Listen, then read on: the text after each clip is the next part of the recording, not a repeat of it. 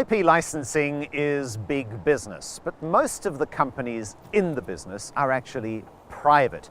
One exception is NASDAQ listed Inventergy. It's a small company, $40 million in market capitalization, but it has big plans. The chairman and chief executive is Joe Beyers, who you may know from HP, where he headed IP licensing for decades. Now, he has big plans, as he tells IPBC Global's Jack Ellis, and started by explaining what the benefits of being a publicly listed company are. There are three key reasons.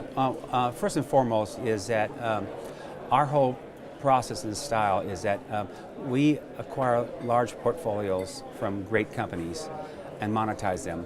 But in doing so, I tell these companies that we'll monetize their IP in what I call a professional corporate licensing style model, similar to what I did at Hewlett-Packard for the years that I was there.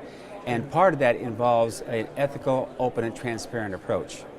And so the view of being a public company encourages you to be more open and transparent. And the companies that I've worked with to acquire their portfolios, they really like that concept. Second thing is that by having liquidity in the market, it really allowed me to attract a very top stellar team. You have incentives for options and so forth, and I would argue that I've attracted probably the highest caliber per capita IP licensing team on the planet. A really great team when you look at the resumes of the people that we've assembled in this firm. And the third thing, of course, is access to the flexible capital markets. Even while you're private, if you're going public, that provides easier access to capital, and of course being public provides easier access to capital. And we're in a model where we're acquiring assets and we'll be look at the capital markets continually. And so those are really the three key reasons. And in fact, when I founded the company, I architected with that as the goal, was to become a public company. You mentioned transparency there. Why is transparency important to some of the operating companies that Inventergy has partnered with and may partner with in the future? Well, as I'm sure you know, there are some bad actors in this business that give the IP licensing function a bad name, those few bad actors. And these companies I'm working with, tier one companies, they want to sell their assets to a company that will monetize or license them in a professional way and respect their brand and not become a bad actor. And because it actually reflects on their assets if their assets are used in an inappropriate way. So that was really the key factor. I think one of the main gripes that a lot of critics of monetization-focused business models have is that litigation is often used as a threat to force the hand of prospective licensees. What is Inventergy's view on using litigation as a monetization strategy? Right. So one of the bad behaviors of certain companies in this industry is the overuse of litigation. There are many firms and people I've talked to that they view their strategy is they buy a portfolio, they'll sue 30 companies the next day, kind of look the other way and see what sticks and settle for nuisance value. That's just not the right way. Any IP licensing process has to have litigation as a potential lever because companies in general don't want to pay for the use of other people's IP. And so litigation needs to be used in an appropriate way.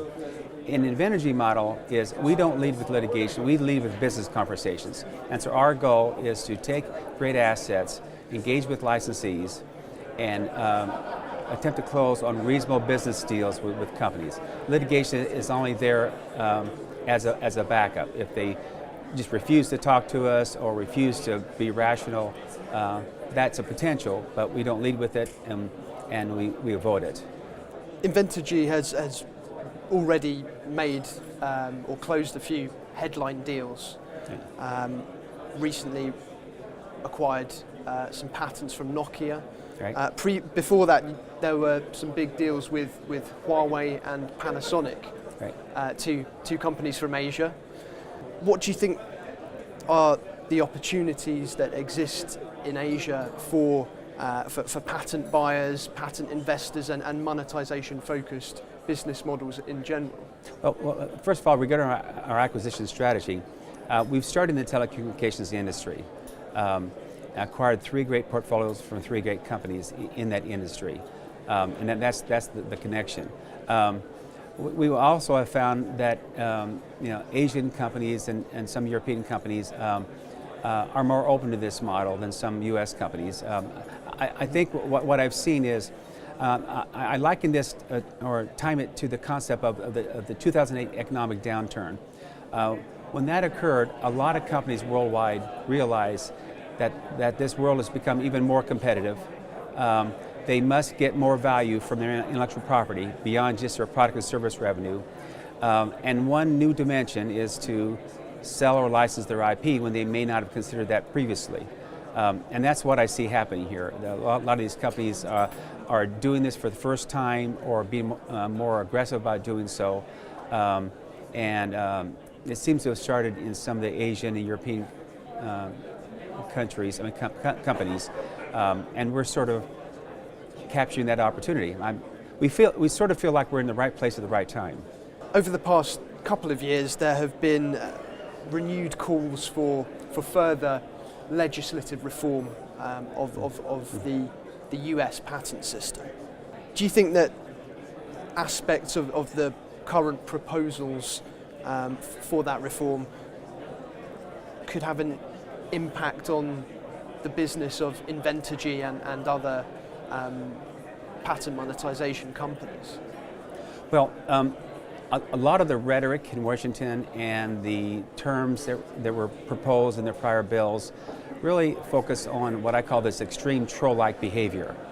And that's the behavior that I've specifically committed to my companies that have purchased these assets to not show in our actions. So from our perspective, to the extent any new bill focuses on that behavior, it doesn't concern us.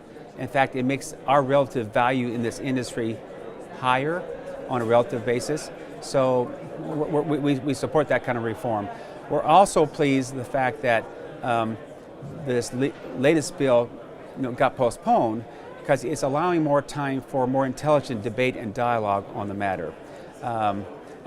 The U.S. patent system is too important to industrial competitiveness in the United States, and you don't want to make changes lightly. The previous act took decades to architect. And the last thing we want to do is make some changes too quickly and sort of throw the baby out with the bathwater. But bottom line is, from our point of view, if it focuses on the bad behavior, then it doesn't bother us.